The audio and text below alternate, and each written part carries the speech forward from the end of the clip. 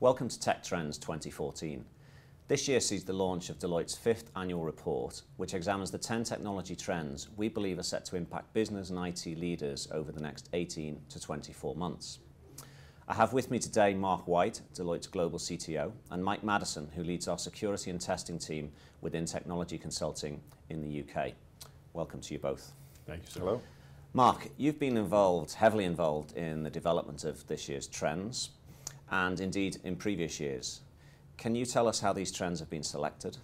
So, Kevin, as before, we look across industry, we look across geography, we look across company size and type to try to choose those trends that meet three criteria. Firstly, they have to be business-led, technology-enabled, so not technology for technology's sake. Secondly, they have to be relevant in time horizon 2. So we would expect to see general marketplace adoption in the next 18 to 24 months. And then the third rule, as you know, is the hardest one for me. I have to have at least 3 examples of general marketplace companies adopting along the path of the trend.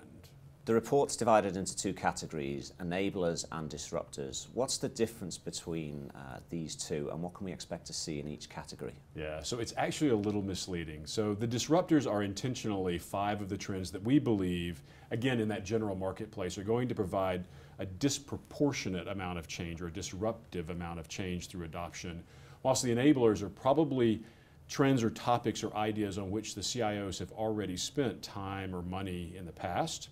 That's not to say that the enablers are not as potentially powerful. They'll just be perhaps a little more familiar. Okay. Now, you're obviously very close to the report. If you were to pick just 3 that you think are going to be the really hot topics, the biggest impact this year, which ones would they be? This is like picking amongst your children, right? It's not a fair question. But if I had to choose just 3, I would choose CIO as venture capitalists, which says that the CIO is taking a page from the playbook of venture capital in order to move themselves from a sort of risk avoidance, large scale only, into a risk intelligent, experimental, as well as delivering portfolio. I would also choose industrialized crowdsourcing because I think that one's interesting. We've talked before about crowdsourcing.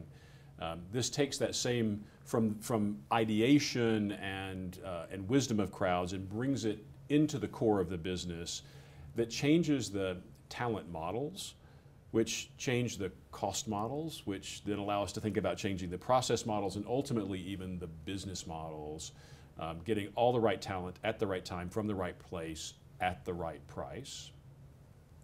The third one then is social activation.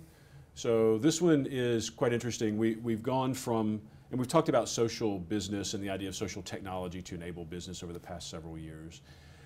What we found is that we were following a pattern that we had gone from sort of advertising and marketing and customer care and et cetera, and where we were measuring the impact based on the clicks, the click-throughs, and then we were measuring impact based on more sophisticated things like sentiment analysis, but that's still very adjectival. We moved from a sort of sensing post to a command post. And we felt like we were beginning to initiate and influence the conversations in the social sphere. What we've learned this year is we're talking about social activation, where I'm actually moving from correlated to causal, from sort of influencing to actually directing. And the theme is this: you take your message and allow your network to put it in their words and then communicate it out to their network. So you get that ring of friends effect. It doesn't sound very complicated. It is actually not, but it's tremendously impactful in changing the way we're doing this, not only for the classic upfront advertising marketing, but frankly embedding this further into the consumer, employee, or trading partners' business and lives. Thank you. Mike, from a cyber and security perspective, which of these trends do you think CIOs and security officers should be most interested in? Well, I think given where cyber is in terms of the sort of the risk agenda within organisations and the intrinsic value of information, I think all of them, frankly. However, there's a few probably stand out, certainly from the perspective of wearables. Whilst some of the wearables may only gather small amounts of data, the potential for compromise and therefore the reputational damage is quite significant. That may be in the case of Google Glasses, but you take that to the next potential sort of wearing of devices around the medical monitoring.